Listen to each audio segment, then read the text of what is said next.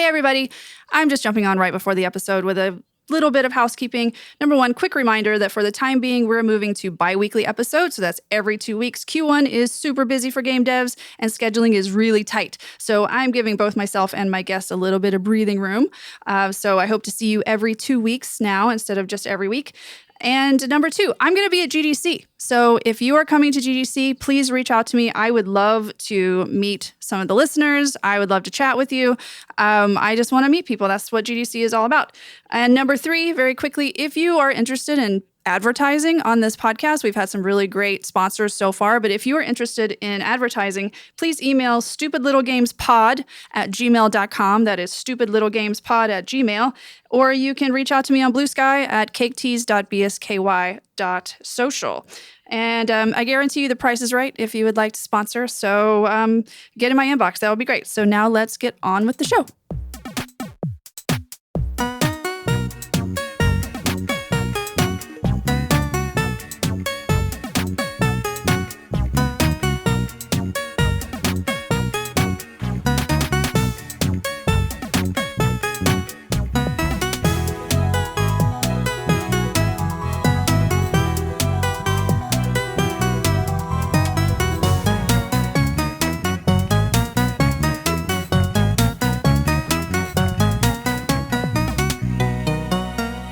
Friends, old and new, welcome to Stupid Little Games, the podcast where we talk all about all things gaming from the inside out. Each week, I sit down with a guest from various parts of the gaming industry, and we chat about our current gaming sessions. We tell stories from projects past or present, if we can talk about them, because you know how that goes. And then we play a stupid little game that I've written specifically for each guest. I am Jess, by the way. Thank you so much for coming back. It is wonderful that all of you are here.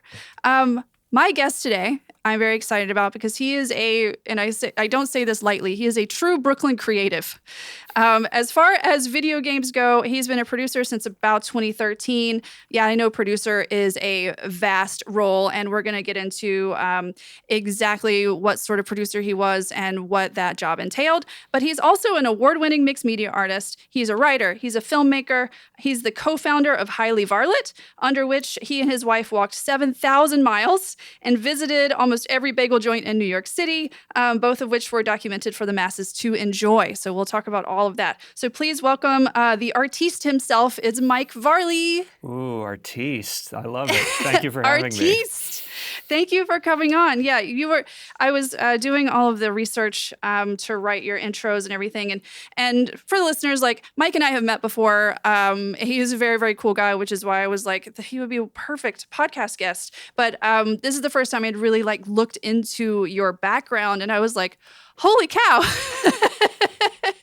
You've done so many really cool things. So thank you so much for taking the time to sit and chat. Yeah, well, thank you for having me. It's always exciting to be able to talk games and talk creative stuff. I mean, what more is there in life than those sorts of things, you know?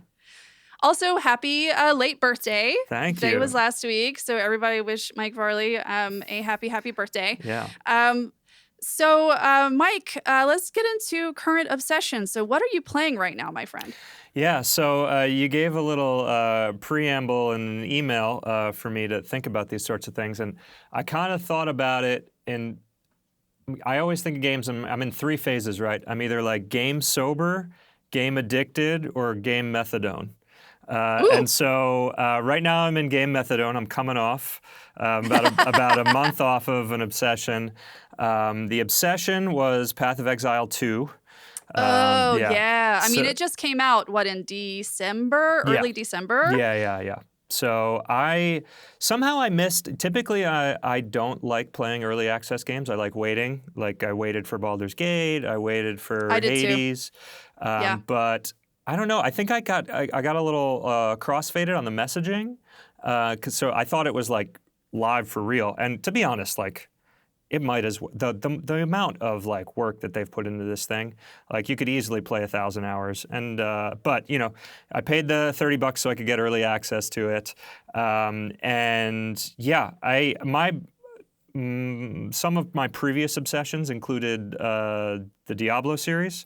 In fact, like one of my first like true claims to fame is that I was the first level 99 hardcore paladin on the U.S. East Coast in Diablo 2.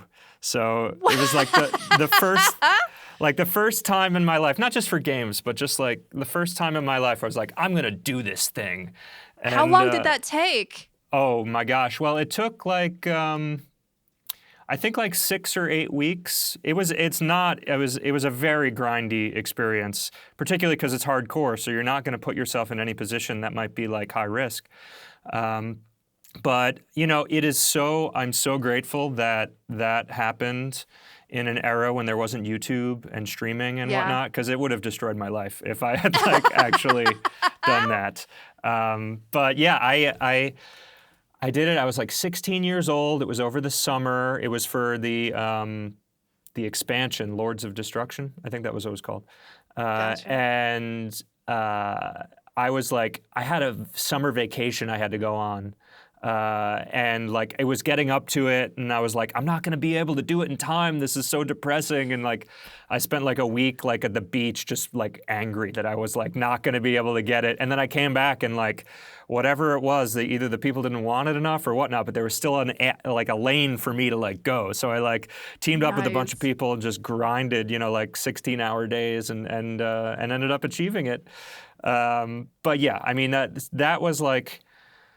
I don't think that was my first online game. I think like I was obsessed with Blizzard. So like StarCraft I played a ton, but Diablo like was like a whole new horizon of like social activity, and also just like the experimentation with different builds and the danger of being able to like somebody going hostile on you, and you know, I love that game. I fell in love with it. Diablo 3 just didn't have that same magic for me.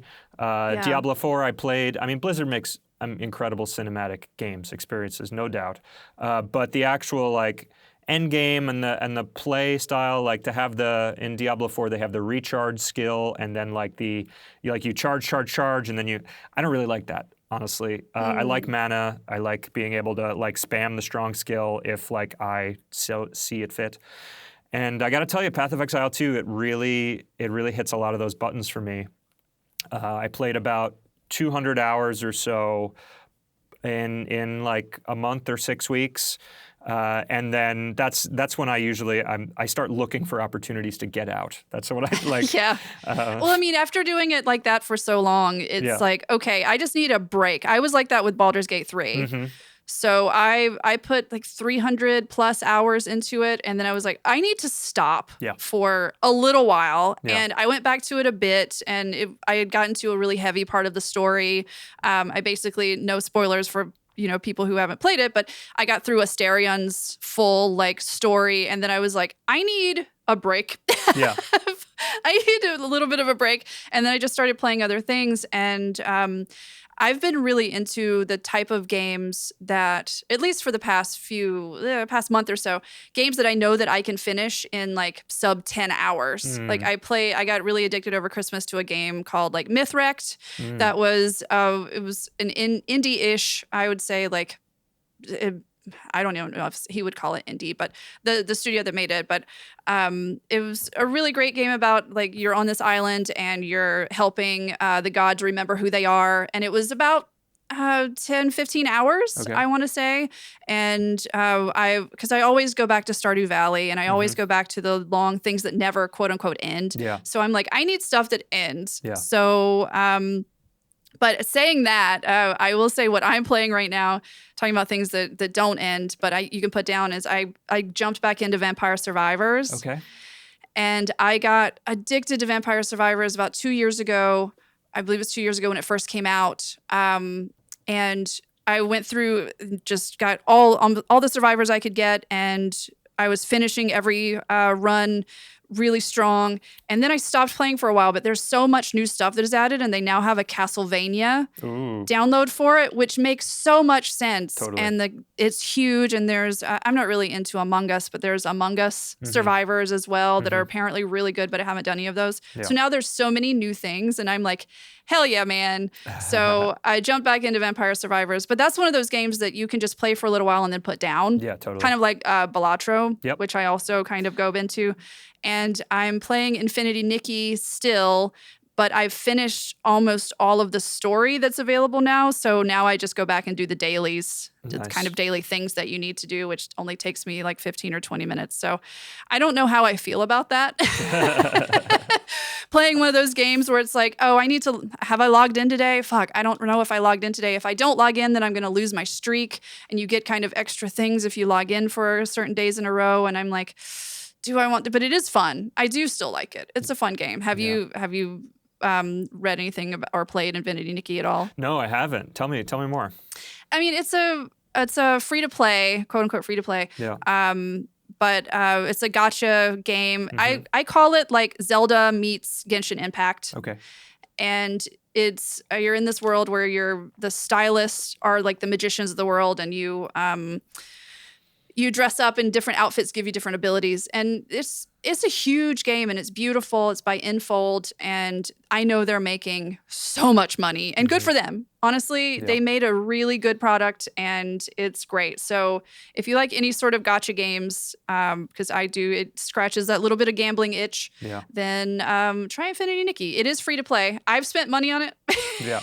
I have no problem with spending money on free-to-play games. My perspective is if you're going to hook me for 30, 40 hours, then that's worth it. 100%. $70 now for a AAA game if you're going to just like get it and download it. So I didn't pay any of that to actually play the game, but it's good. I like it. Nice. And it's fun, but I don't know how I feel about being like, oh, am I beholden to get in this game every day? Yeah. Until I'm just waiting for like new places to open up because they're going to. It's a huge world, but you can't access a lot of it yet. Yeah. But I mean, we'll see. But Vampire Survivors is definitely scratching an itch of mine of, oh, I have an hour, so I'm going to do 2 runs of Vampire Survivors, see if I can open more unlockables in that game because I want all of them. Yeah. All of the survivors just like Pokemon. Yeah. Yeah, I've been playing Slay the Spire as my come-off game. Just like doing some of the Steam achievements that I hadn't done previously, trying to get all the characters to Ascension 20. So yeah, I mean, I've been playing that game for years, and I'll come back to it for 30 or 40 hours and then put it down.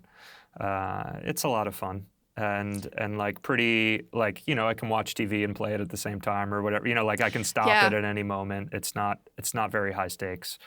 And then I don't know if I could say I'm even playing this anymore, but I've been working with a Web3 mobile gaming company right now. So I've been trying to like experience a lot of those things. And the Pokemon Pocket, the card game app. Oh, right. Is, I was playing it and battling, but the card collection is what I just come back for every day now at this point. And it's really just made me think a lot about what it is to interact with an app or, I mean, tactility is such a huge part of any enjoyable game experience, right? Like if I'm gonna do this one action hundreds, thousands of times, like it better feel satisfying every time. And this is just like an even more extreme case of where it's like, wow, it's just pleasurable to move around these buttons and like have the pop of the pack, and am I gonna get a new card or not? And I mean, especially for mobile-related stuff, when people's attentions are so divided, it's really fascinating to just kind of dig in a little bit and think about what it means to just like almost like an abacus, like the more the contemporary version, slide the beads one way, slide the beads the other way. This like feels somehow just enjoyable to do, and like how can I work that into my professional experience? How can I work that into my own creative, output? I've seen a lot of folks on Blue Sky posting their cards every day, and I mean, it's just like if you're going into a trading card store and buying cards, right? You just open packs and you get some rare, some not. Do you have to pay for the cards or? I think I have not paid anything for this yet. There's, I think you can have a subscription that'll get you like an extra pack a day. And I think you can purchase gold that will allow you to like accelerate getting more packs. You can get 2 packs max a day by default. And Oh, yeah, cool. they have this really fascinating like carousel. You click, it's time, your 12 hours have elapsed, it's time to open a pack. You open the pack, and then they have this like matrixy like carousel of like 16 packs in a circle, like this white room. That's why I say matrix. And you can spin it, and you can like kind of swipe your hand, your finger, and it, like with a certain velocity, you can make it go fast, you can make it go slow. Another thing that's interesting, there'll be one of the packs might be like flipped around backwards. So you're like, oh, is there something special about this pack? Or like a corner of one of the packs. Apparently, I haven't seen this. It reminds me of, did you ever know this kind of like urban legend? You know, like a Tootsie Roll Pop wrapper, where it's like if you have a star on the Tootsie Roll Pop wrapper, like that's a special wrapper, and like you would win everything that's on the I mean, the win part is obviously absurd, but like the objective was like some wrappers had a star on it, and if you got the star, it's like special. It's that basic thing where like and I'm sure like as soon as you click any one of the, open the pack, it's already predetermined, but that doesn't matter. Like the fact that like I can spend a little bit of time hunting to see if there's any difference in any of them, and then find How it. brilliant of the devs to say we're gonna make them look just like if you're like running to your game store and going through the packs. And do you get like that same sort of like sense of this is the pack I want to open right now? Like this is the one. Absolutely, yeah. Yeah, they've done a really great job. I would say that like the tutorialization of it, not super great. Like the onboarding, it takes like an hour plus to get to just even like really playing the card game. I mean, that's a Pokemon.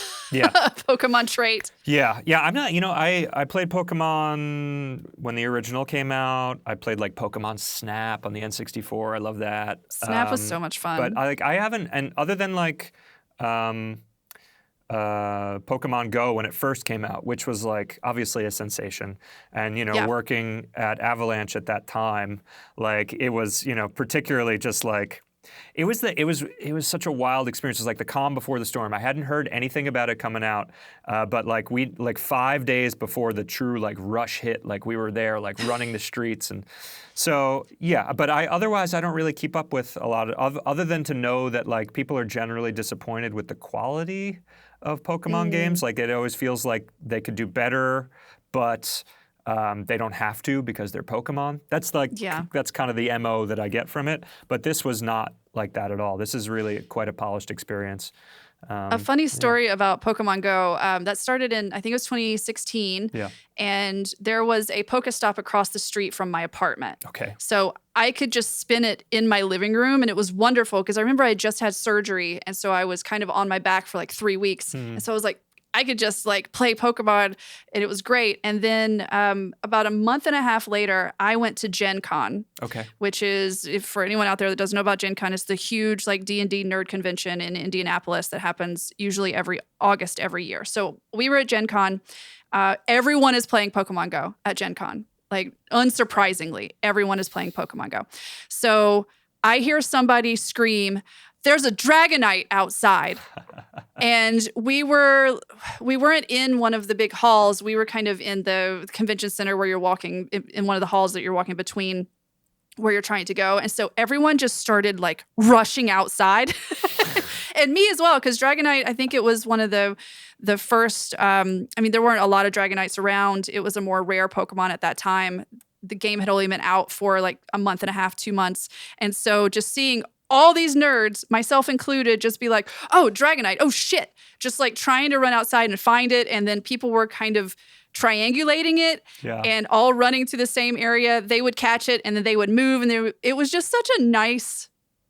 It was such a nice like moment because people were like getting it and they're like, here, this was a good spot to get it. Come stand where I was. And then they would move out of the way so that you could get it. Yeah. That was really cool. Yeah. That was the first like big Pokemon I got, I remember. Yeah. Yeah. I mean, it was wild to see in the city as well, New York. People generally don't interact with each other out of self-preservation.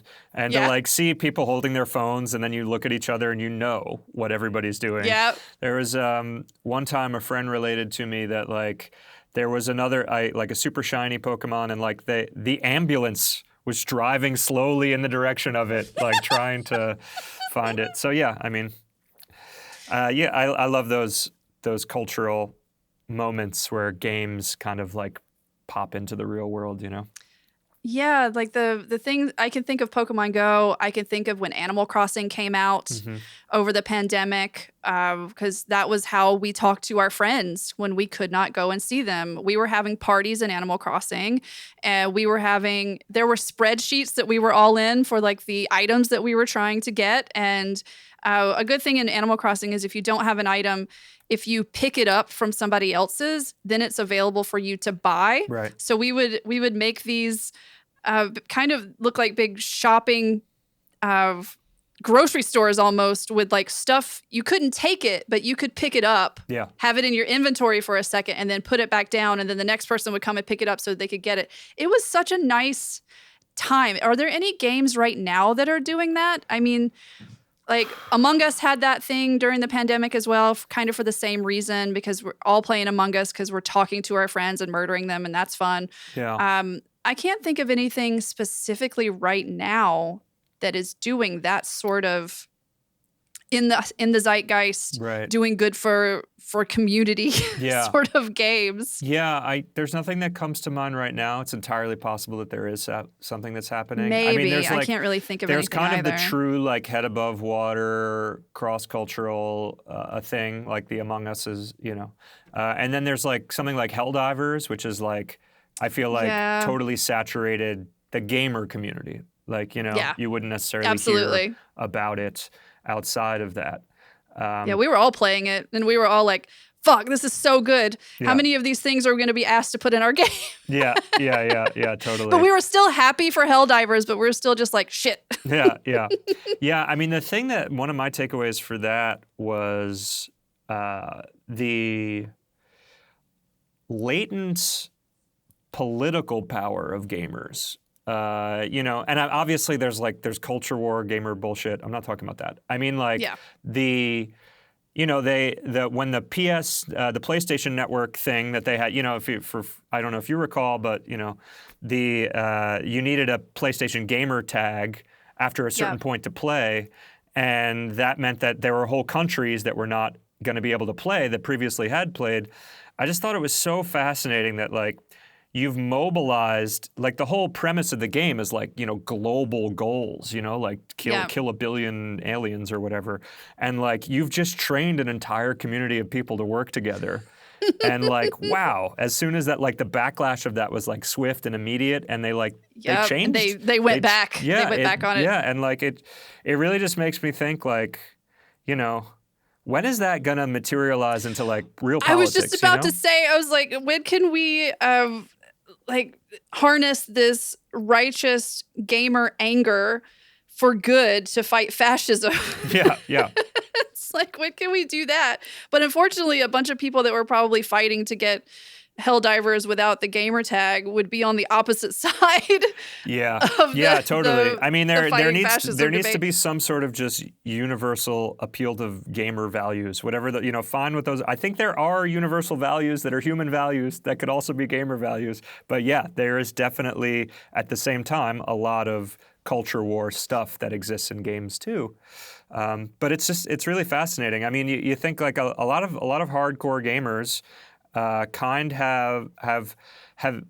think a lot of them maybe have a tendency to inherently cede their political power insofar as like, I'm mostly at home playing games with my friends. I'm not like out in the world doing things. That doesn't mean they're not interested in doing things. I don't know. It just, it feels like people are so, they're ready to be like, all right, gamify this for me. Give me the objectives and I will help, you know? We need to make an app that it's like you get points every time you call your representatives. Right. And you get points when you sign this change.org petition. Yeah. And then there's a leaderboard of this person is the most politically active this week. And get... don't tempt me with a good time. I think about this all the time. But then it's, like the reality is like it ends up being like, a dentist game for Super Nintendo. It's like, or like educational bullshit, you know? It's like, if we could get to Oregon Trail, you know, like that would be the goal, you know, where it's like, it's educational, but it's fun somehow. But, you know, so often it just ends up people will just call it lame. I don't know. It would take a real special sauce, but we're going to get there. I'm telling you, it's too latent, like it's too latently powerful. It's going to happen. Yeah. We need like Schoolhouse Rock crossed with Fortnite. Yeah. How can we get Schoolhouse Rock skins into Fortnite? Yeah. And when you're fighting the other folks that you're like hearing about, like, I'm just a bill, and it teaches you about civics. And this is a good idea. Let's do this. Yeah. Call up Epic and say, I have an idea for you. Yeah. Well, awesome. I think that's a perfect time for us to take a quick break to have some ads.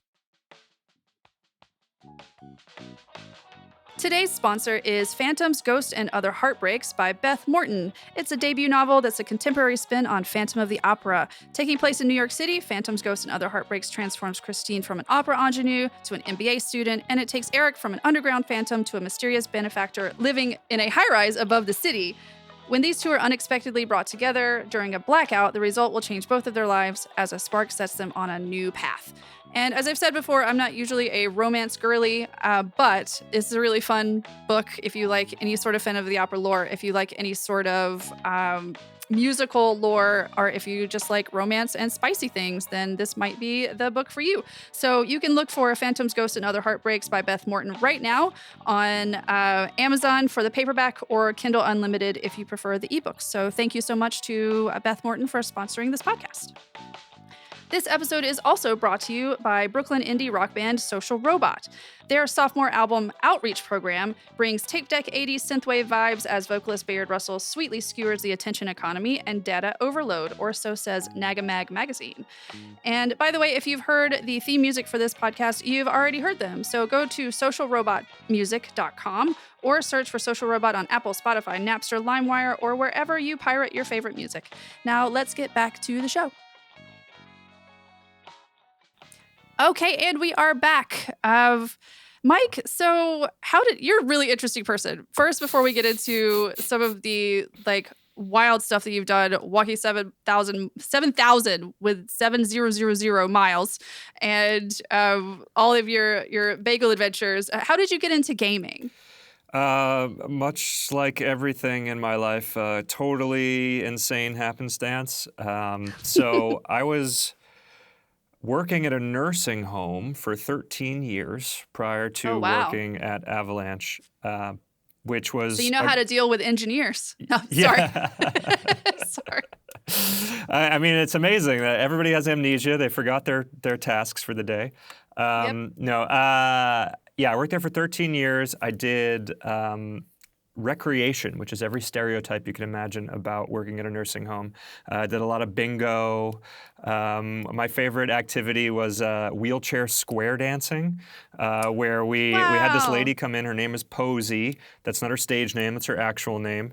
And she'd come in this like billowy dress, and she had this like faux wooden speaker that was like really crappy, and she'd play the same 3 songs, and we'd dance people around in their wheelchairs as she called out, you know, like, everybody circle left, exchange places.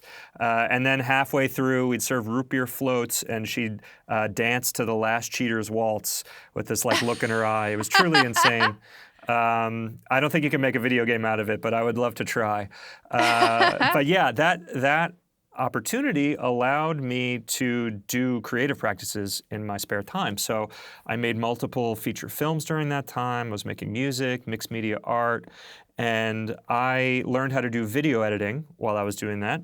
And that was really how I got my foot in the door. The first year that I worked at Avalanche was doing screenshots and trailers for E3, rest in peace, and other publications, as well as in-game trailers for like weapons and just different UI elements. And can I just say, I'm going to interrupt you for 1 second. Yeah. That is so hard because I have tried to get in-game footage for so many different things that I needed to do. And there is an art to getting in-game footage that is not dog shit. It is so hard. Oh my gosh. Yeah. Yeah. So I got the gig through Omar Shakir, who was a producer there and worked at Avalanche as director. And he got his prior experience working at Rockstar doing trailers for them. So I got brought in, and I mean, it is crazy how much, like, you think it'd be pretty easy, but it's not at all. And that he had a really critical eye, and the director at the time, Roland Lesterlin, had a really critical eye, and improved not only my ability to capture video game photos and video, but just in general, like my eye now to capture things in the real world has gone up dramatically.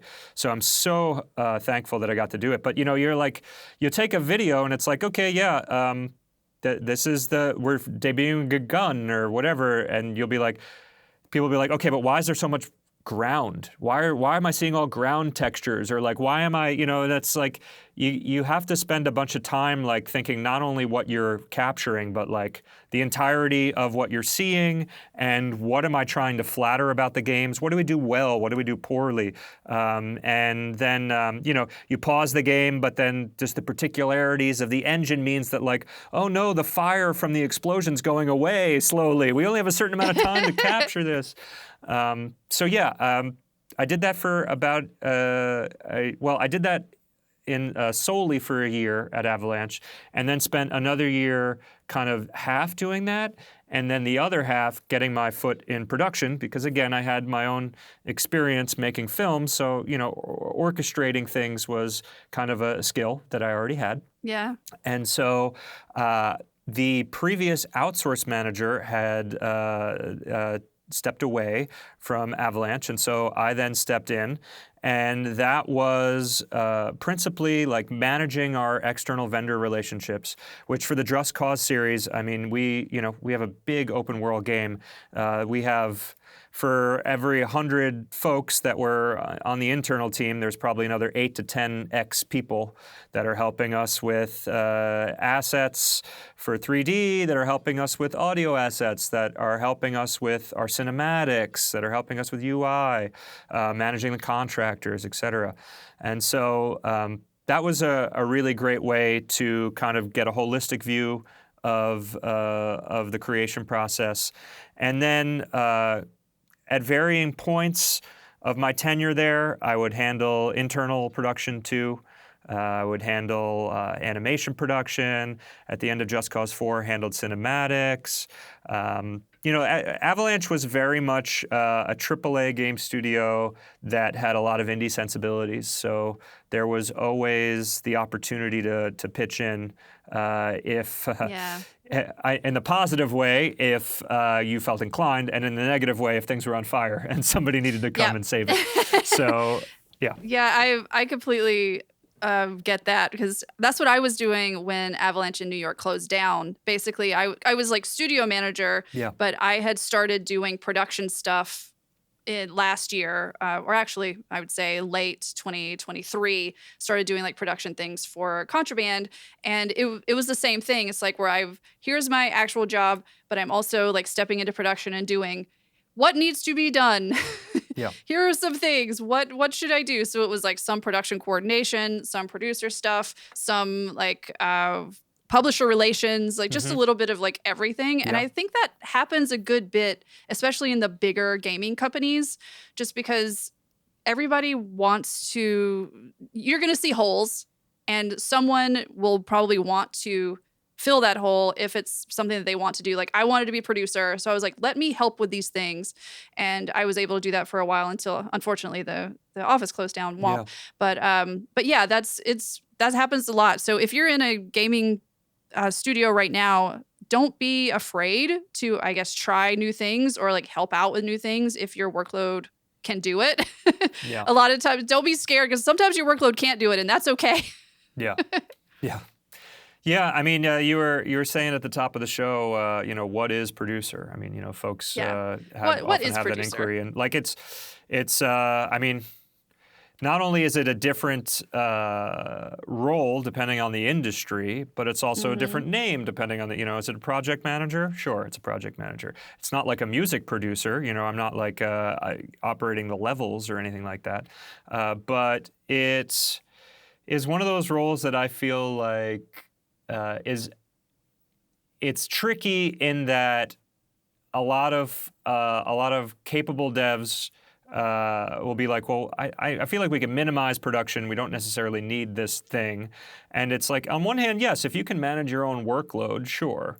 But in reality, you just reach a certain level of numbers of folks on the team, and there has to be some sort of structure to facilitate all of that. And there should be somebody that's just taking a holistic view and going, is this functioning properly? And there also needs to be somebody that there needs to be a crew of people that are principled enough to say, this is, I think, how we should manage our workflows, but humble enough to go, this isn't working. And we need to iterate, and we need to change these sorts of things, and that can be hard if your identity within the context of the game initiative is, I am the person, or we are the team that's responsible for organization. If the organization isn't working, that's a hard thing to have to stand up in front of a bunch of people and go, no, we have to change this. Yeah. So it's a thankless task in a lot of ways. I was constantly, but I was just enamored with the role because there's so many talented people, so designers, programmers, artists, and I might not know how to do any one of those things that they do, but it's my job to know how to communicate to all of them and to be able to relate information and to be able to go, okay, you're blocked right now. Let me chase that up for you. Find something else you can work on in the meantime, and I'm going to make sure that you're back in business as soon as possible. Yeah, being a producer is like a true service role. Yeah. Because you're in service to your teams, you're in service to the overall project, and basically your job is to make it to where these other folks can do their jobs. Yeah. One of the things that I really liked and really excelled at, and I want to do a talk about it at some point, because I have realized that it's not a super common thing, is how to get the information that you need out of someone without making them hate you. Yeah. Because they are busy. You are not their top priority, but you have things that you need to get from them. Like, for instance, if you're making build notes that you need to send to the publisher in order for you to get paid, like, this is something that you need to have to do, but that artist you're not their top priority when you're asking, like, what was done this week? Can you please send me notes? Can you please send me images so that I can put it in this doc so that we can get paid by the publisher? That's not their top priority. Their top priority is doing this thing and making sure that it's in the build. And so navigating that sort of tightrope. Yeah, we'll say it that way. Navigating that circus act of trying to get the information that you need from people so that you can do your job without them being like, this bitch sucks and she's always pestering me and I hate her and I'm not going to talk to her anymore. I do think that's a lost art, because some people are just like, I need this information right now, give it to me. Yeah, totally. And that's one way to do it, but it's not going to be a good way. Yeah. Yeah, there are so many different ways to to approach people, and there are definitely times where certain personalities of developers. It's like, okay, all right, let me swallow. Like, this is either swallow my pride or just like take a deep breath. I got to go into this conversation and figure this out. I've always been. I feel like there's two types of leadership, and production is like a leadership role. I think that there's do as I say and not as I do, and there's lead by example. And frankly, both of them can be successful. But I've never been a do as I say and not as I do person, because I feel the confidence leaving me if I feel like I'm just telling somebody I look like a hypocrite. Like I'm very cognizant of feeling like a hypocrite. So I've always just want to connect with people on a personal level, and that part of my personal journey working at the nursing home is actually like incredibly useful. To be able to relate to people. Same. I wasn't working at a nursing home, but I was in retail for a very, very long time. And in retail, you have to take a lot of shit. Yeah.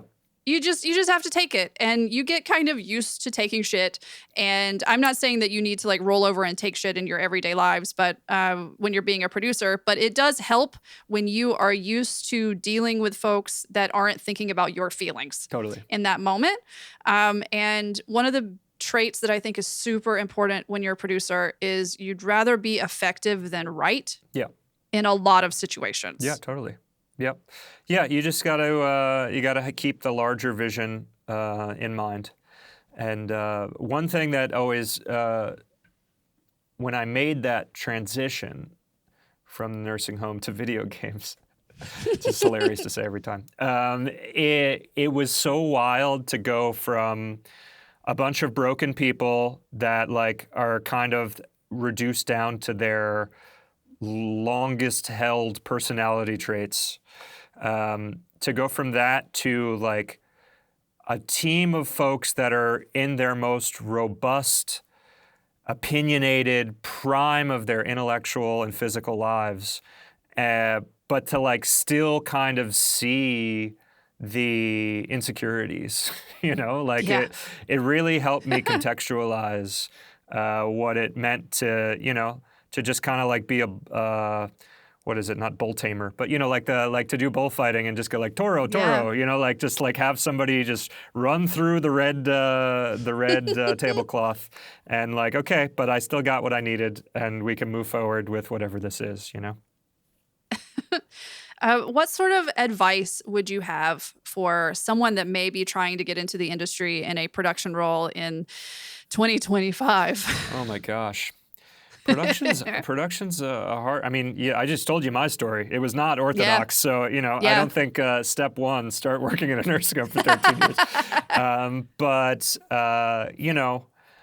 I think that personal. I just referenced that I got the gig through somebody else that had already worked there. It really helps to have personal connections when you're trying to do anything. But also just like continuing to build your resume and do interesting things is really clutch. I mean, I've definitely gotten interviews and opportunities through just persistent application and whatnot. But if you're passionate about anything and like particularly creativity, I think that is really going to be one of the main elements to getting a gig in an industry, is just continually, while you're biding your time, looking to get in the door, staying active in game development, staying active, sharpening skills that would translate if game dev is not immediately accessible to you, and then going out to events. What does your local game scene look like? Meeting people, going to GDC, going to, I mean, and certainly, there's definitely wrong ways to do it too. If you go to GDC and people will come out and like hand you their business card or whatever, and it's like, just awkward, but whatever. I mean, hey, I don't know. Maybe that works for somebody. But at a minimum, just being as isolated as we are these days in contemporary society, you can't really replace the value of physical interaction. 100%. And I mean, that was great advice. The only thing I could even remotely add to that is that if you're worried about like, well, I don't know anyone in the industry, how am I going to get these opportunities if I don't know anyone? Like Mike was just saying, like entering your local community, like there are communities out there either online or depending on where you live in your city. Like I live in New York City, so there's lots of There's an IGDA chapter here.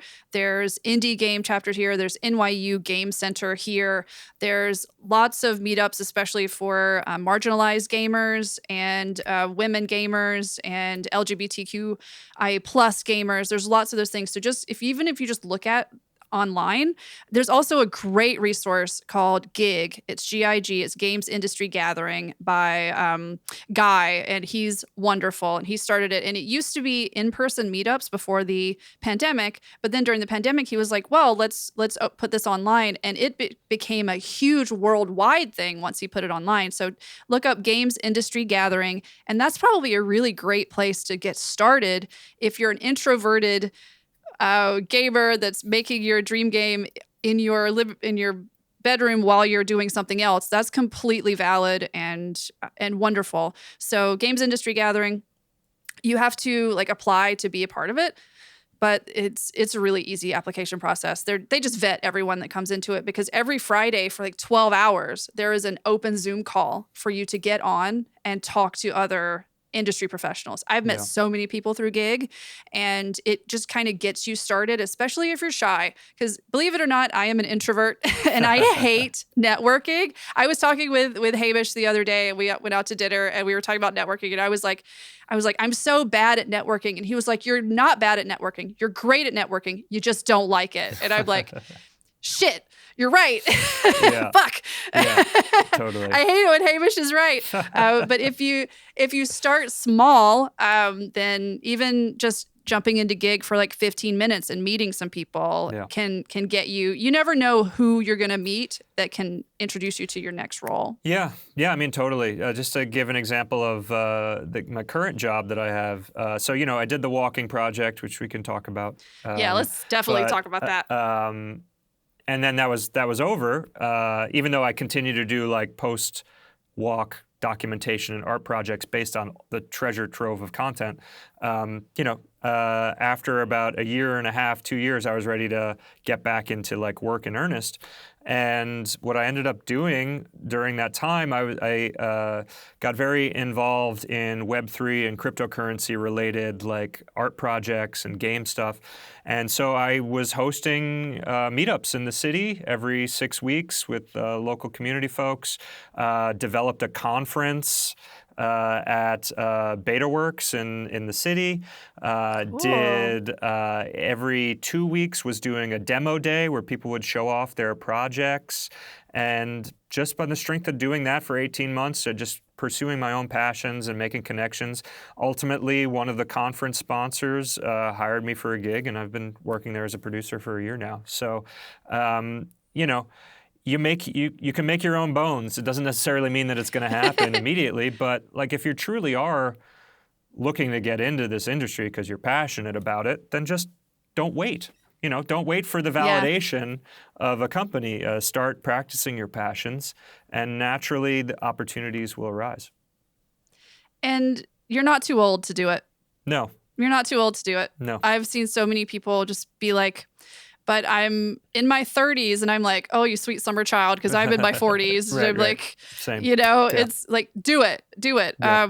But that is a great segue, because I want to talk about Hyrule Varlet and some of the amazing things that you did. So tell me about the walking project and you and your then fiance. And I say that specifically because y'all got married on the last walk. So like, it's such a fascinating story. Please tell me about it. Yeah, for sure. So going back, I always take 2 steps back before I tell the story. We got to get a running head start.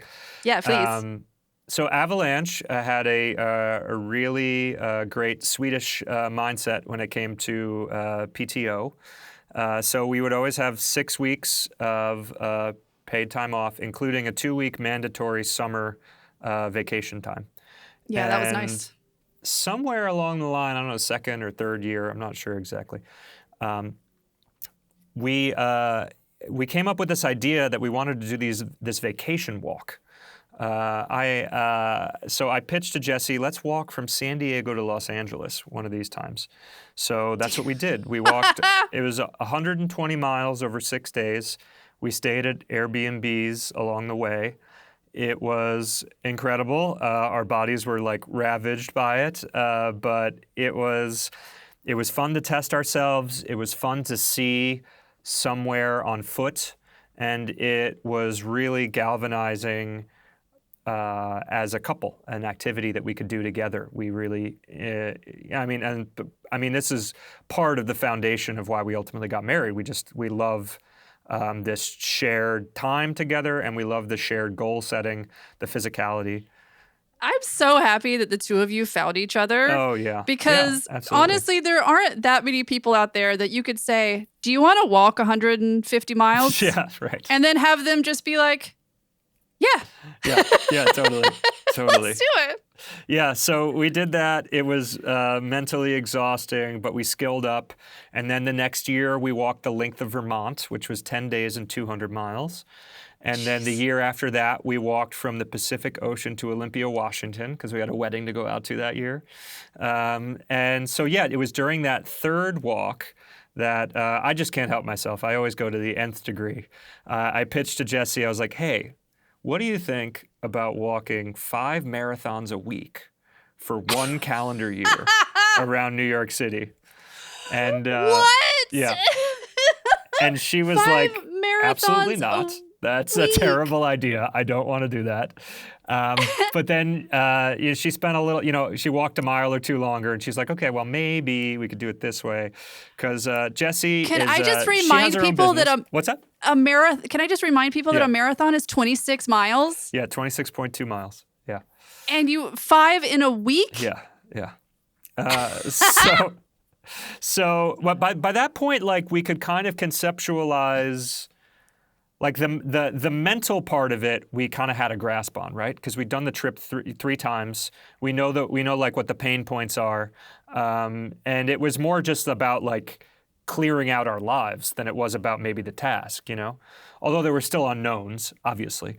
But yeah, Jessie, she's an artist, and she has a dye studio in Bushwick. She's got a team of people that do like bespoke dyeing and painting of garments for fashion companies. It's a really cool I told gig. you, true Brooklyn creatives. Yeah, yep, exactly. True. Yeah, artistes, as you said. Artistes. But so I love Brooklyn. Yeah, she wanted to make sure that she could still have that business because she's fought very hard to make it work. So what we ended up settling on was she walked 3 marathons a week and then ran her business the rest of the time. And then I walked the 5 marathons a week.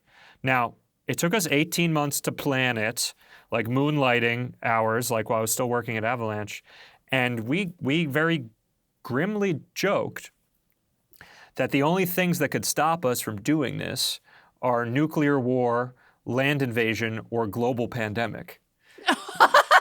And what year was this? This was 2020. What year was this, Mike? It was 2020. What year was this, Mike? I put my 2 weeks or month notice in, to Avalanche, February 2020. And by the time by the time that it was ready to do the walking project, it was the second week of March.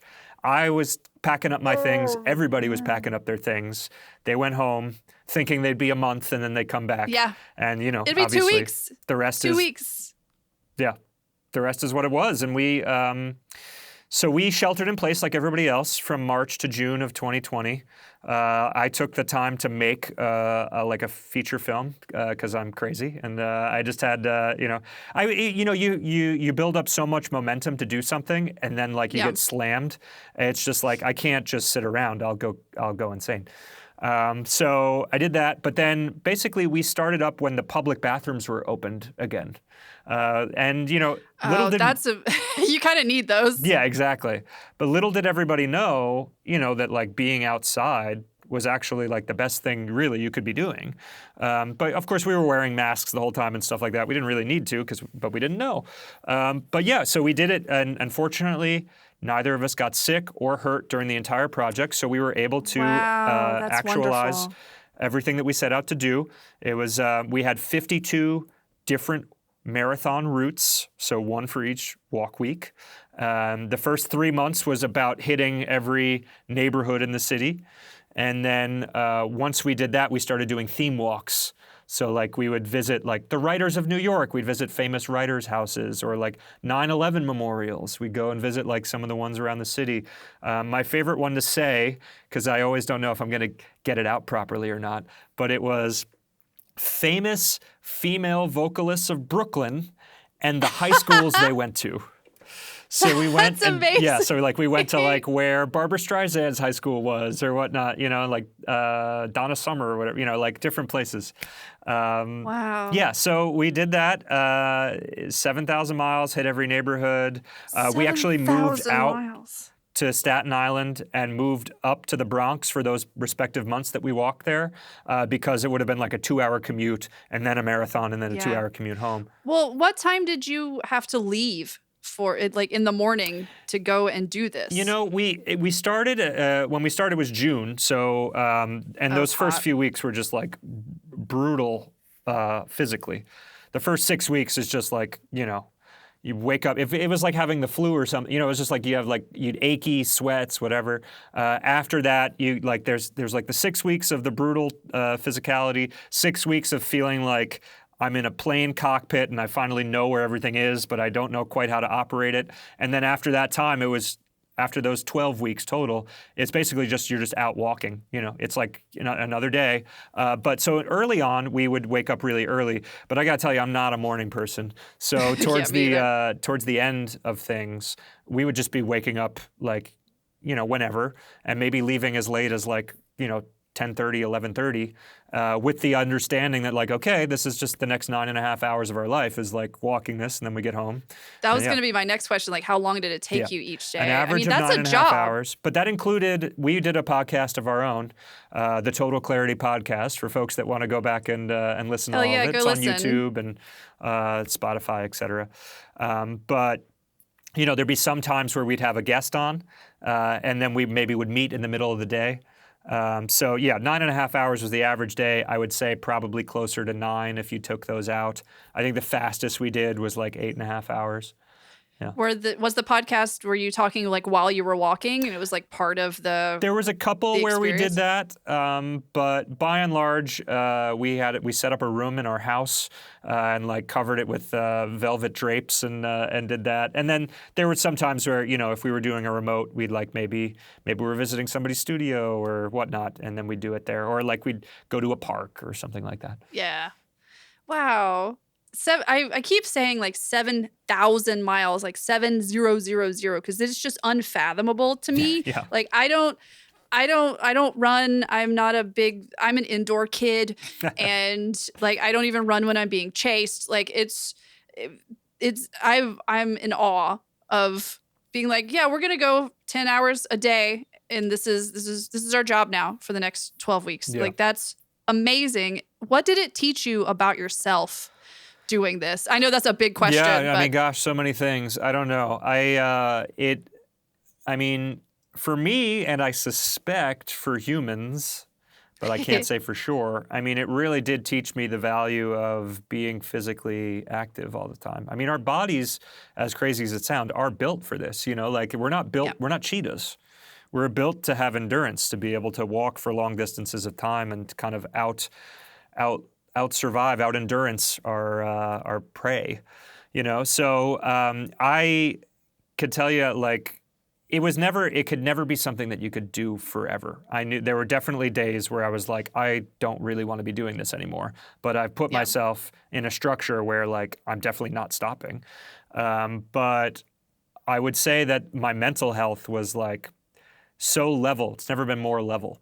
I think that there's something about living a more sedentary, you know, game developer, sitting at my chair for a lot of hours. Even like, fortunately, the producer, you know, if you're working a non-remote, full remote office, you know, you get to get up from your desk a little bit more. But even then, you know, being able to be physically active really was that was one of the bigger things. That I think it's just integral to the human experience. And now for a logistics question, because I'm a logistics fiend. Like, how many pairs of shoes did you go to? Like, how did you prepare for just the things that you need to do this? joesnewbalanceoutlet.com. You can. I bought, I believe, like 15 pairs of shoes at once. because I found a shoe from like the previous walking trips. I found a shoe that I really liked, which is a New Balance 860s. And so every 5 weeks. And they change up so much. Yeah. So I don't blame you for like, I'm getting many of these because these may not be available in 3 months. Yeah. Good for you. They were on sale at the time, so it was great. And so 500 miles is the recommended time for you to change shoes. So that's about, we were walking 132 miles a week. So I Wow. expanded it a little bit more than that. I think I made it like 5 weeks total or something like that. That shoes are, so there's this whole other component. I mean, literally, there's 52 2-hour podcast episodes about this thing. We could talk about this till the day is long. Well, yeah, but, I won't take up all the time talking about this, but it's fascinating to me. Yeah, one of the many sub-projects or considerations that were part of the project was clothing, of which shoes are included in that. Because, again, Jesse's very involved in textiles. I like clothes a lot. And you communicate with New Yorkers principally through what you're wearing when you think about it. I mean, little did we know that, doubly so during the pandemic. But so we ended up constructing seasonal outfits for ourselves. Every time the seasons changed, we had 5 outfits apiece for each season. Then we'd wash them that weekend and we'd, wear them again. And we had a structure it's on our website, like kind of like a food pyramid of sorts for clothing, with like priorities. The top tier being like vintage reuse clothing.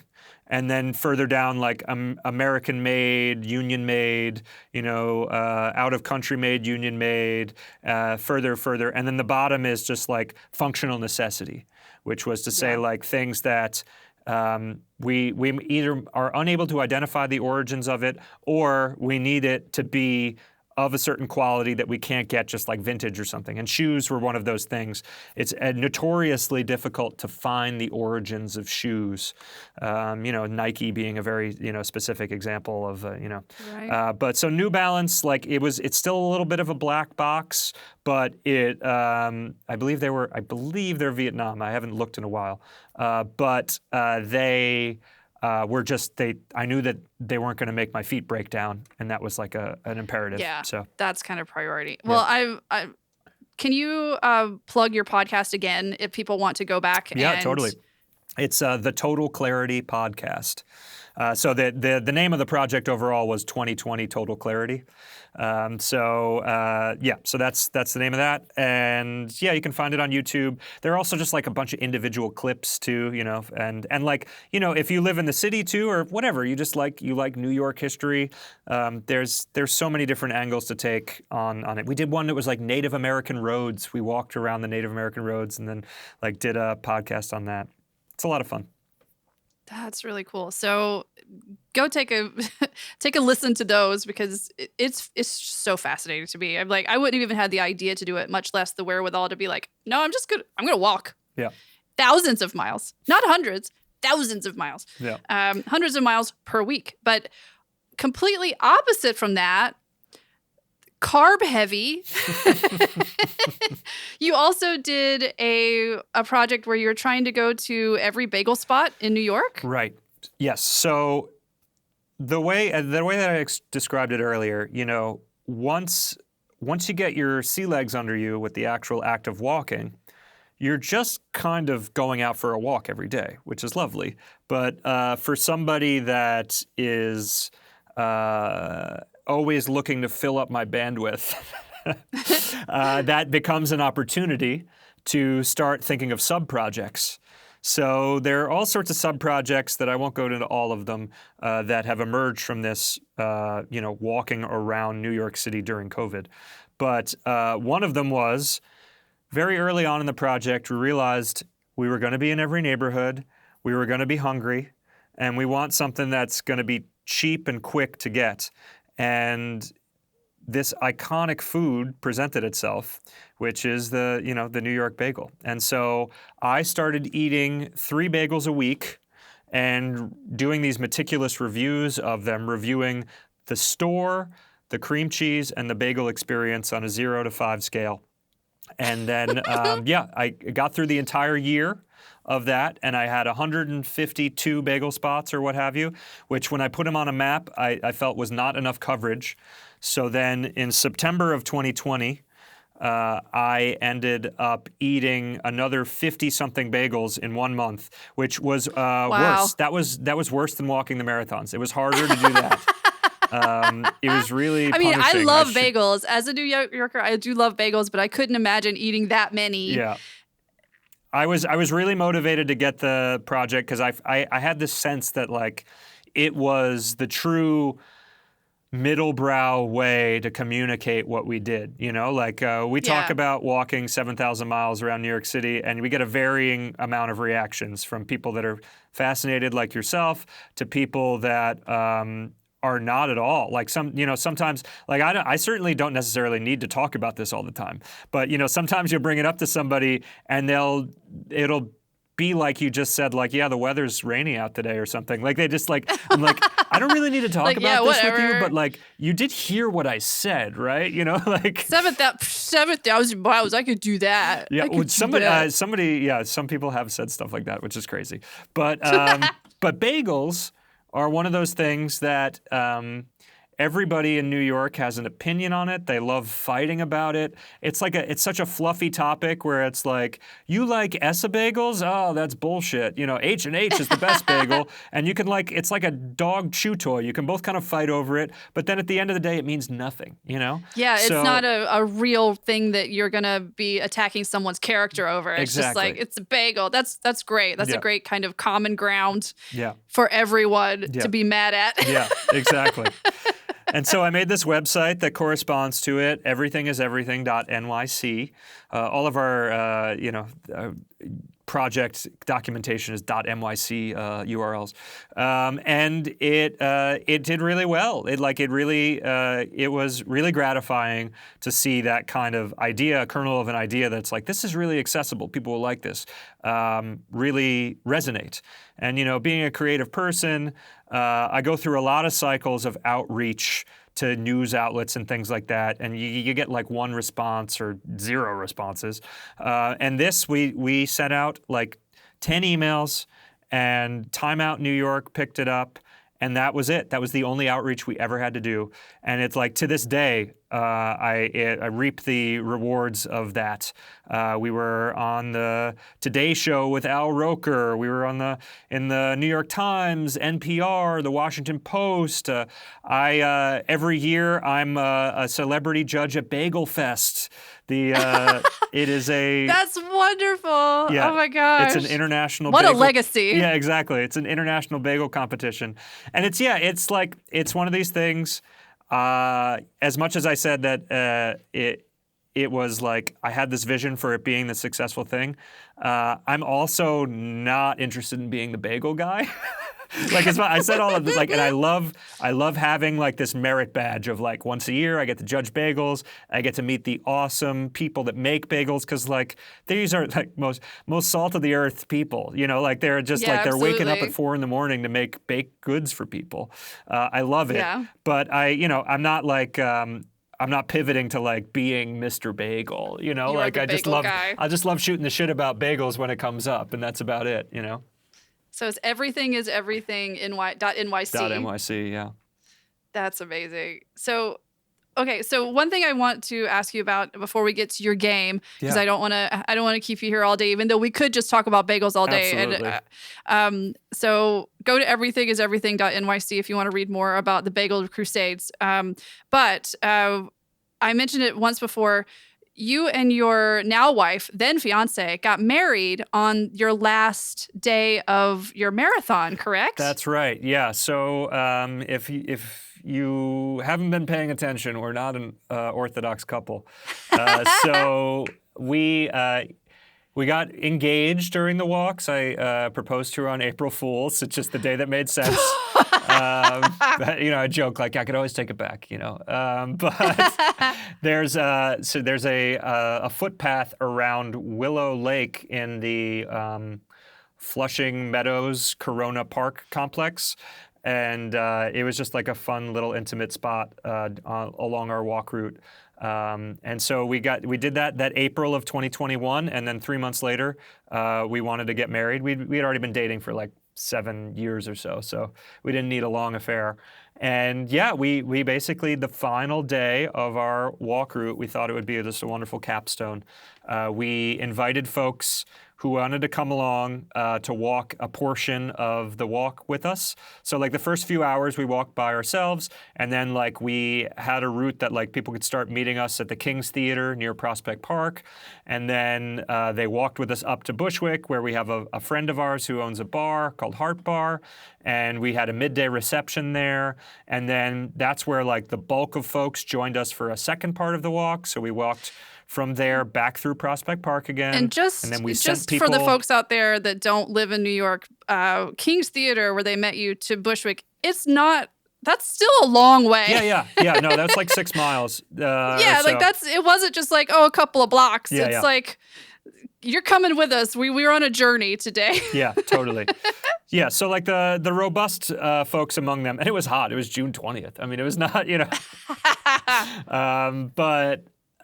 so those folks joined us, and then when we sent everybody down in a car to Marine Park, which was where we actually did our ceremony, and in good producer fashion, we were like on time. If you can imagine walking a marathon and then getting to your wedding on time, I felt particularly proud about that. Yeah. That's amazing. Yeah.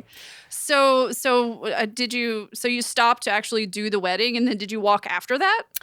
So the wedding, we got to the reception at like 26 miles or something, and then there's a bar that, my gosh, it's like a secondary location in a Grand Theft Auto game. It's really cool. It's called the Tamaqua. It's in Garrettson Beach, and it is like a marina bar.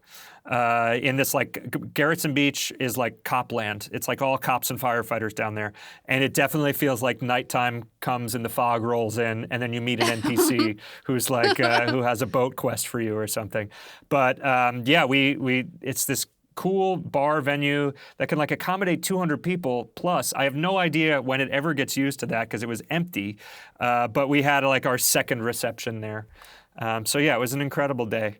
I think honestly the people, I didn't even know this was like culturally a thing, but I guess once you get married, people ask for like advice or something or about your wedding day or whatnot. I literally had no idea. But the thing that was coolest about it, honestly, was that we had large stretches of time where we got to spend time just the two of us. So as a consequence, it's, people will tell you the wedding day is your fastest day of your life. You won't, it'll go. Yeah. The fact that we had periods of time where it was just the two of us walking made it like go a lot slower in a much an enjoyable way, because we could kind of reflect on like the thing that just happened previously, or like what the next thing is going to be, And Jessie was wearing a wedding dress. Yeah, she wore basically there's video of this online if you want to see it. There's a whole documentary about the wedding day and a little bit about the walking project in general.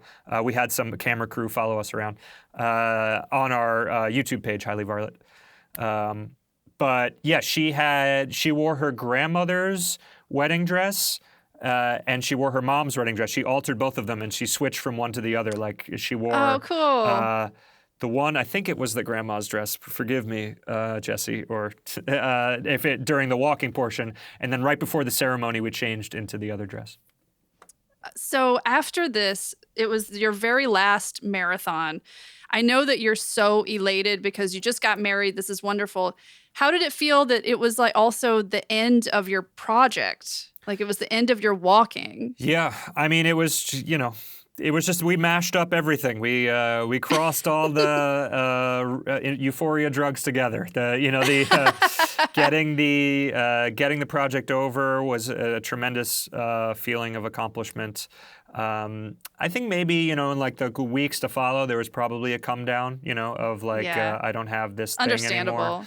But, and yeah, the getting married part, I mean, Yeah, it's like another thing that I feel like people don't tell you or whatever. It's like it's a drug. Getting married is a drug, and I don't know if it's because most folks don't like if it's like gauche to say that, or if people just don't know what drug experiences are. I don't know, but like it really was just like everybody gives you unconditional positive love the entire day.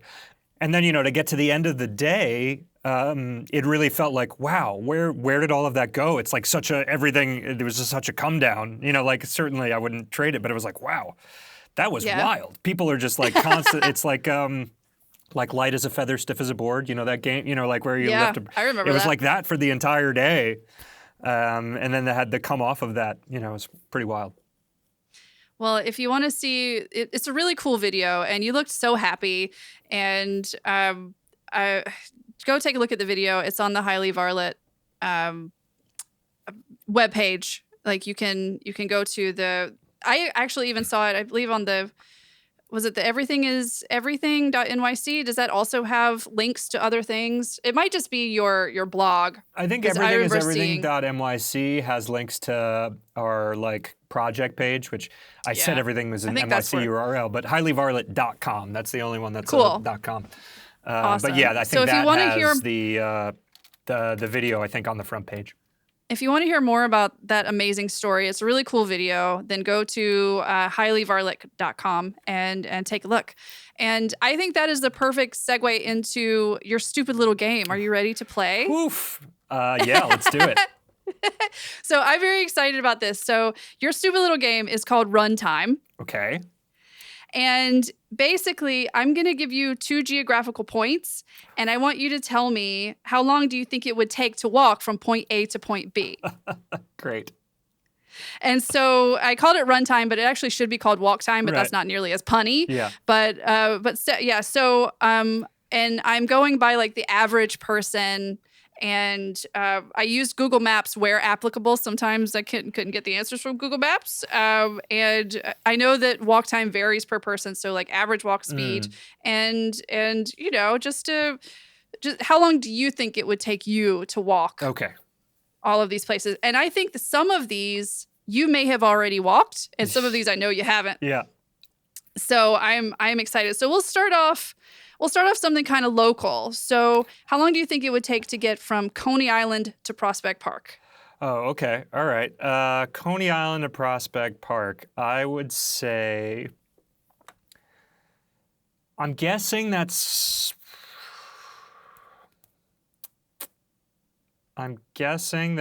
is about 8 to 9 miles. I would say 3 hours? You're not far off. So according to Google Maps, it's and if you have problems with any of this, I'll give you the hint. And the hint is the mileage. Okay, yeah. So according to Google Maps, it's 5.4 miles. Oh, okay. To go there. So you're not far off. Google Maps says that it should be 2 hours and 2 minutes. So like around 2 hours to go from there. But I have never walked it. And I don't know if Google Maps. I think Google Maps is just like if you were walking nonstop and there's no traffic. Yeah, so the way that Google Maps works for my cadence is that I would say at about 9 miles or less, I can do faster. In excess of 9 miles, it gets about not from like 9 to 20 miles, it's about even, and then over 20 miles, it falls off. So like if we're talking from like here to Moscow, if you could magically do that, they would be like way faster than what I could do. But that's not a bad route. You're kind of like you could go down Ocean Parkway to get there, or like Coney Island Avenue. Walk through some interesting neighborhoods like Kensington and Gravesend. Yeah.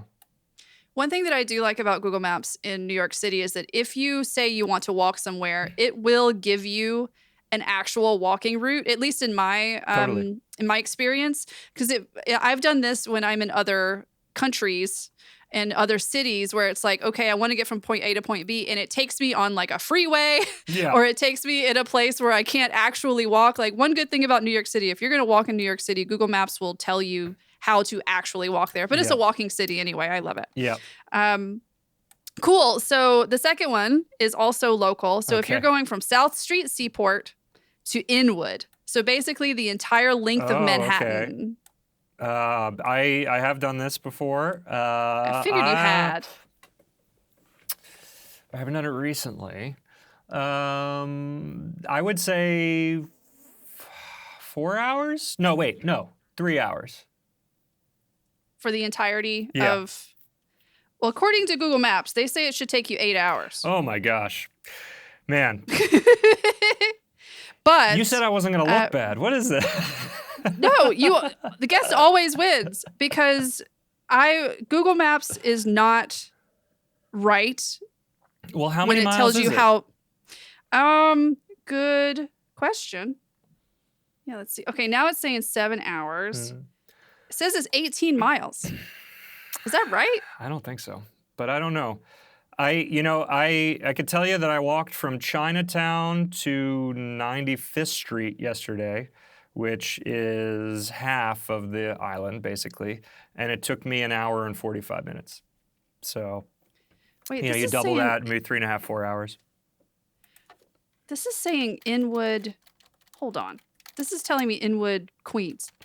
That is not what I'm looking for. Inwood, Manhattan. There we go. 13 miles. Yeah. You're right. Yeah. You're way more right. Okay, I was wrong. This is my fault. This is not... You got this right. Yeah, it says 4 hours and 48 minutes. Okay, yeah. So you were so much more right than I thought you were.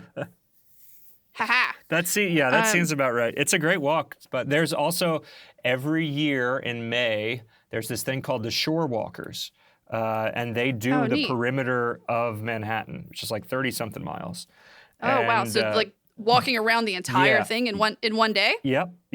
And you can sign up for it. It's it's a hard day, but it's a really cool organization. And they are like a big contributor for why the coastlines in New York City have gotten such a huge facelift. I mean, it's not really fashionable for people to commend anything that the local government has done, but the past 40 years, the rehabilitation of the coastlines to be like pedestrian friendly has been a truly huge accomplishment. And it's local citizen organizations like Shore Walkers that have done it.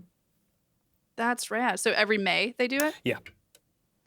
So if I started now trying to walk or leave the house every day, I still wouldn't be ready by May. Okay, the next one, this is less in hours and more in many, many days. So how long do you think it would take to walk the entirety of the Appalachian Trail? Oh my God. And I'm not talking about continuously. Yeah, we're not Superman here. Have you seen those internet stories about people that, work in tandem? Like one person does the logistics, the other person does the walking, and they do it in record time. I don't know. There is a significant difference between street walking and the trail walking. That I know for sure, based on doing some of the trail walking on some of these other trips that we've done. I mean, if you're saying the Google Maps version, I'm actually going by more. There are websites for people who are planning to walk the Appalachian Trail because it's a whole industry apparently, and it's wild. Yeah.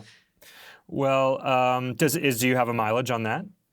I don't, but I can tell you that it is. I said I was going to put hint was the mileage, but then I didn't. I have them on some of the other ones. That's my fault. But apparently, this would take you from 5 to 7 months. Okay. My guess was going to be something along 3 months, but I didn't know the mileage. So yeah, that makes sense. Because apparently, if you're just trucking and you're going 12 hours a day, then you can do it in 3 to 4 months. Yeah. But if you're like going around 8 to 9 miles a day, walking 3 to 4 miles an hour, then it's going to take you 5 to 7 months. And I'm a logistics person. So I'm like, do you stay at Airbnbs for those things? Do you stay at hotels? Do you camp? I think it's camping. That's my understanding. Because that's a lot. Yeah. Because, oof. I'd never say never, but as far as walking projects go, I feel like it'd be lower priority for me. As much I do like walking on trails, but a long sequence like that, I don't like carrying big backpacks. Yeah. And you can't really shower. Yeah. You can't really go to the restroom when you need to use the restroom nearly as well. Yeah, I'm not about that life. Like my partner and I, we walked the Aqueduct Trail. Okay, yeah. And we did like 12 miles one day, and it was fun. It was cool. Yeah. But I was like, I don't need to do this again for another 3 years. Yep. I'm good. The Aqueduct Trail was actually the inspiration for all of it. I was figuring out a way to TLDR the story, but in December of 2017 or something, a friend wanted to walk it for their birthday. So we went up and took the train up and then walked it for a day, got to Yonkers. And I was like, I feel really good right now. And if I feel good tomorrow, I'm going to start thinking about doing this as a vacation. So yeah, that's a really great walk, the Aqueduct Trail. It is. And you walk through people's backyards. Yeah. Which is really interesting. And they'll just be out there playing with their kids and you're just walking by and they're just waving like, bye. Yeah. And I was like, that was kind of weird to me, but you kind of get used to it. Did you go to that estate? I don't remember the name of it. Yeah. It's L. It starts with an L. I have a magnet on my fridge that I'm kind of looking at right now. I don't remember the name of it. But yes, we walked by there and we didn't get to go in because they were having a wedding. Oh, okay. But we kind of sat in a gazebo off to the side and had our lunch. Yeah. And what's the name of it? Shit. Langmeyer, Longfeller, something like that. Yeah, I can't remember. Okay, the next one. Google Maps is not going to tell me how long it will take to walk this, because how long do you think it would take to walk a full lap on Rainbow Road? I just watched a compilation of every Rainbow Road map. Oh, really? This is also how you talk about games and being within the industry, how do you keep up on stuff? So I'm always watching Let's Plays. I was watching a bunch of Astro Boy Let's Plays because I didn't play it, but I wanted to know. And yeah, those are long tracks. Those are not, I think it'd take 7 hours to do one lap. That would be my guess. Well, so apparently in the Nintendo 64 version, it says that Rainbow Road is 2,000 meters. Okay. Which is 1.24 miles. Oh. So no, it wouldn't take that long at all.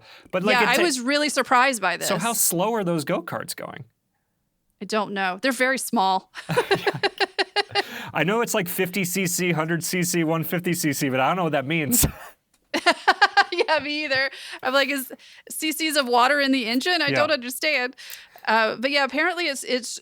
I was very surprised by how short. But that's according to Nintendo 64. Yeah. That's the only time they really actually say how long it is. Yeah. But it's apparently 2,000 meters. Okay, which is 1 mile, whatever. It takes 20 minutes to walk a mile. So 1.3. So they're saying it's going to be 25 minutes, 30 minutes to do a lap. I mean, I guess we could math it out, but that means the carts are not going as fast as I thought they were. Yeah. I was very surprised by that one. I was 100% surprised by that one. Okay, the next one is something I don't know if anybody's ever actually done, but it is a real world at least. So if you wanted to walk from Walt Disney World to Disneyland, so basically from Orlando to Anaheim, how long do you think it would take? And this is Google Maps telling me, I'm guessing this is nonstop. Yeah. I bet I'm guessing this is here's how long it would take nonstop. I mean, these are a little easier to rule of thumb for me as far as I know what my velocity would be. Because again, 5 marathons a week, 130 miles. I'm assuming that's somewhere in the neighborhood of 3,300 miles would be my guess. It says that it is 2,500 miles. Oh, okay. Because you're going from Florida and you're going up to like the top of Louisiana, which is almost Mississippi. Mm-hmm. I don't know why you wouldn't follow the coast a little more and go through Texas, because this actually takes you at the very top of Texas. So that seems like a little out of the way to me, but who knows? Maybe they're following trails. I don't know. But yeah, 2,596 miles. 2,596 miles. I mean, that would be like if you were doing it on total clarity math, that's something that's something like 4.5 months, you know. But if we were gonna do it by just like nonstop hours, right? Yeah, just walk it. Yeah. You know, you don't need to sleep or anything like that. Yeah, I mean, if it can do 9 hours for 26 miles, gosh, what is it? I don't know. I'll guess that they think that it's something like 400 hours. I don't know, like nonstop. I don't know. Yeah, it says like 39 days. 39 days. Well, that's more than 400 hours. 39 times 24. Days. What is that? That's 936 hours. Is what they're saying. That is a long time to just walk. Yeah. Let's just walk. You would just, that would not work. But it's wild. Apparently, by bike, it would only be 11 days. You know? Yeah. No, I never can keep up with Google's bike thing. I'm always slower than what Google says. Yeah. I'm always faster than what it says walking and slower than what it would say any other time, especially on the train. Yeah. Apparently, you could take a train and it would take 3 days. Yeah. Is there a train that would take? I guess Amtrak, you would just switch trains like 40 times. This is funny that we're doing this because one of the things that we did on our podcast, every 500 miles, we would do a little segment where we would say where the equivalent of where we could have walked to. Like to give like a sense. Cool. Yeah. And it'd be like, again, like Moscow or whatever, like the center of the earth, you know, things like that. We did different like distances to compare. That's fun to think of. Yeah. Well, here's another one that Google Maps would not tell me, and I was very surprised by people arguing on the internet about this. So if you were going to walk from Kakariko Village to Hyrule Castle. Okay. And the hint will be it's a lot less than you would think. This is the N64 version, right? Or I'm thinking more of like the Breath of the Wild, Tears of the Kingdom map. Okay. So it's a bigger map, but it's a lot less than, because I was like, oh, if you were gonna walk, but no, somebody did the math. Someone on Reddit did the math.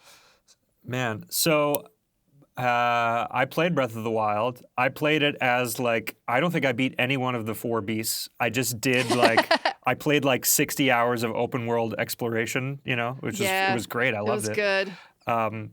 But I can't explicitly recall the distance between the two of them. Are we talking in miles or time? Time. I don't know. An hour? A little bit less. Okay. So that's the fun thing about these questions. Like, I don't expect you to know these. But it was fun to find out the answers. So there was this dude on Reddit who basically took Link's walking his gait. Yeah. And for like an actual map, and like millimeters equaled X distance and things like that. And so he came up with walking across the entirety of Hyrule from east to west. Yeah. It would take 2 hours and 34 minutes. Okay. Which is so much less than I thought that it would. But Right. of course, like, it's not gonna, video game worlds are made to look huge. Yeah. But you can't make them so huge that actually getting from one side to the other is going to take you so long. Yeah. So apparently, walking. Also, Link is very small. That's one of the reasons the world looks so big, is because your protagonist is smaller than every single other character. Yeah. But it would take 2 hours and 34 minutes for the entire thing. So walking from Kakariko Village to Hyrule Castle would only take you like 40 minutes. Oh wow, that's crazy. Judd, there was a bunch of videos on Reddit on YouTube of Rico walking diagonally across the Just Cause world, because it is one of the bigger maps As I think it was like either 7 or like 11 hours to walk across Just Cause 3 and Just Cause 4. That's a long time. Yeah. It was definitely a sales point. Yeah. That's amazing. Have you ever seen the one of the Elder Scrolls? Is it Daggerfall or one of them where it's like a real 2-scale world? Like, no. Yeah, it's absurd. I mean, it's not populated with. I mean, there are like random mobs, but there's no actual reason to like try and navigate it. But there are videos out there of people doing like the entire thing. I love a walking sim. It's like the size of the Mediterranean or something. It's bonkers. That's amazing. We're going to get to, speaking of walking sim, but the next one, so how long do you think it would take to get from the Shire to Mordor? If you were just walking. Do I have the ring? No, you are walking unimpeded. Okay. You are taking a pilgrimage. Okay. So Frodo's already gone. Yeah. And he's done it. So you as a normal, like, as a human, not a hobbit, and you are not hobbit-sized, you are average human-sized. So how long do you think it would take? And a lot of people were yelling about this on the internet, but luckily Tolkien was really specific about distances and how long it would take to get to things. So it's kind of easy to triangulate. Oh, nice. And so I could tell you that it is 1,779 miles. 1,779 miles. Okay. Do I get the elven bread that like keeps me fed? Absolutely. All right, fantastic. Because I've always and wanted to try that. 11Zs. You can have 11Zs every day. Nice. What about second breakfast? I Bagels. would say that it would take me, because it's not easy terrain. It's not. But luckily, since you're not actually going with the ring, you don't go up the mountain and then have to turn around and go down. Yeah. You can go through the Mines of Moria if you want. Like, but apparently there are other ways. Are there like is there like the King's Path or something? You know, like is there a thoroughfare for people that are obedient to Mordor? Apparently there is. So there is a whole website called hikingmiddle-earth.com. Yeah. And the whole thing is figuring out how long it would take you to get from X place to X place. That's the only reason that I know this with such an authority. Yeah. I would guess. It's to be like, it should take this long, but it's a long time. I think it would take me 5 months. I think that's how long exactly it would take me. That's exactly what they said it should take. Okay. So Nice. almost 5 months. So if you want to be real precise about it, which you don't have to be, it should take around 148 days. Okay. If you are walking the 3 miles a day and going the 1,700 miles. It took Frodo 183 days to get there. But the website said that he cheated a bit and they said that there are other ways that you could take to get there that are better. And again, people were yelling about this on the internet pretty. Yeah. Yeah. I mean, I would want to like, there's so many cool sculptures and things, you know, like around. I think I would definitely want to take my time, especially if I have like unlimited food, you know? Yeah.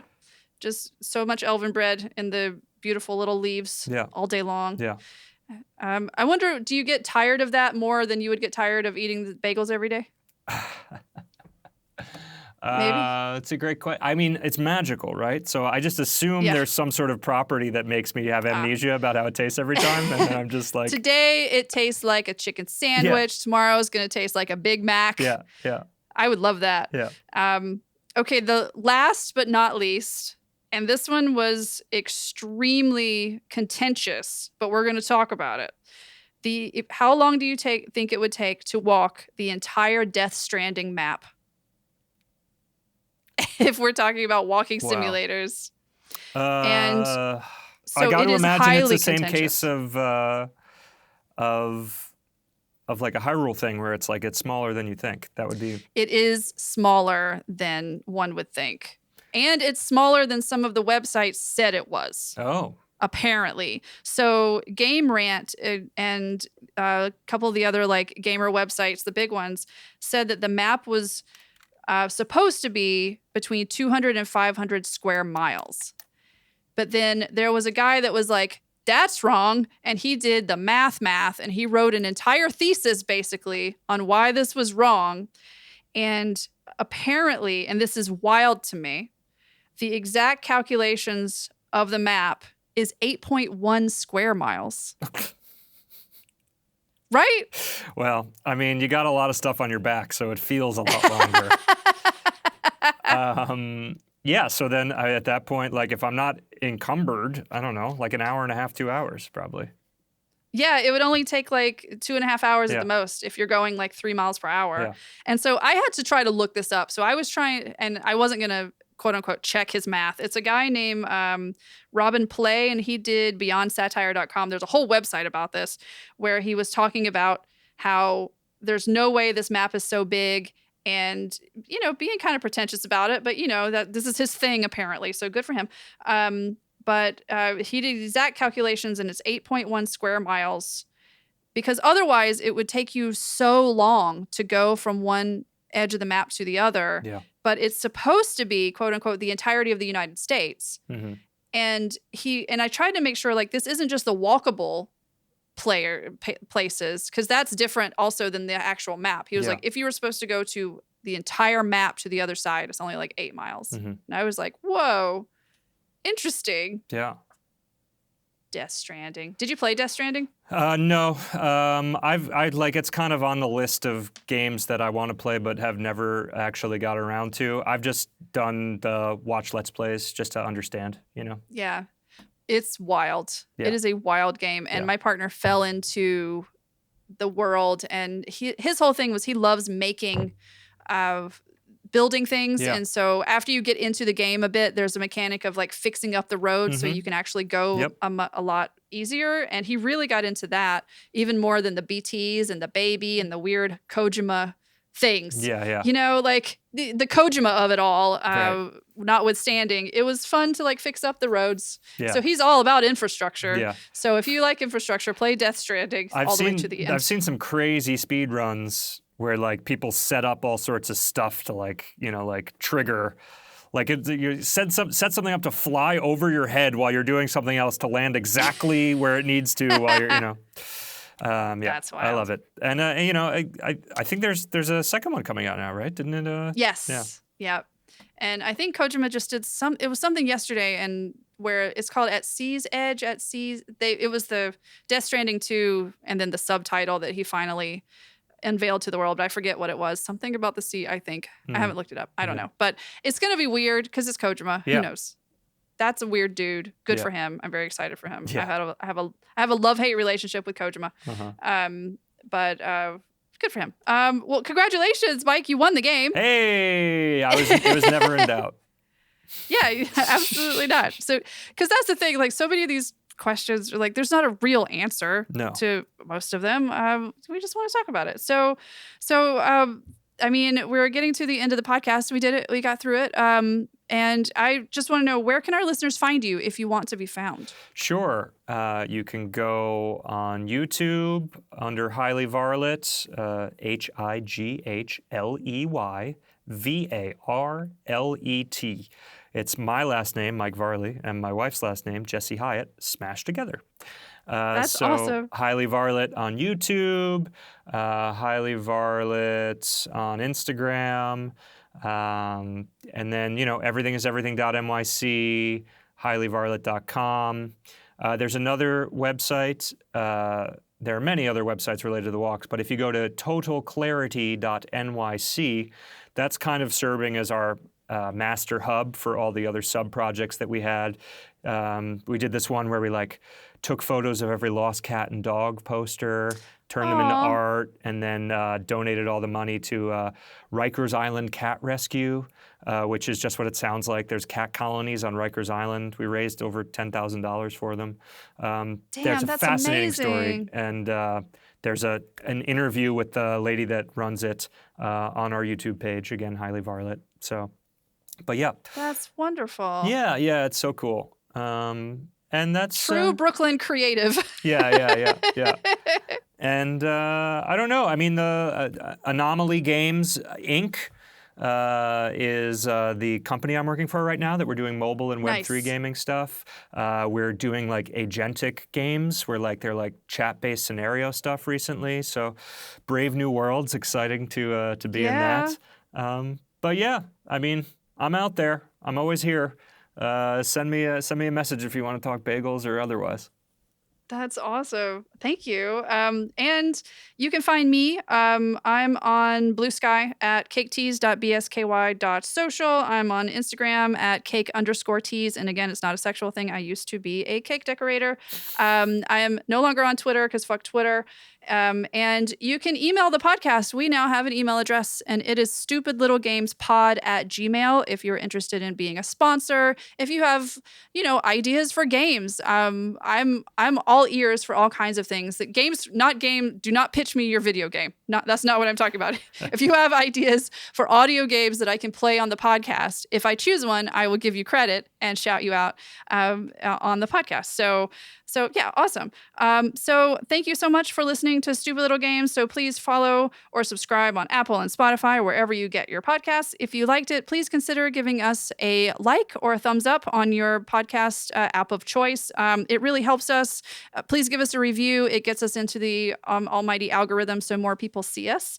And this podcast is hosted and executive produced by me. I'm Jess Pardue. The logo and the theme music are by the ingenious Bayard Russell, and audio engineering and final editing are by Gabe Koski, a man who is if Monday was a person. So we'll see you next Tuesday. Goodbye. Bye.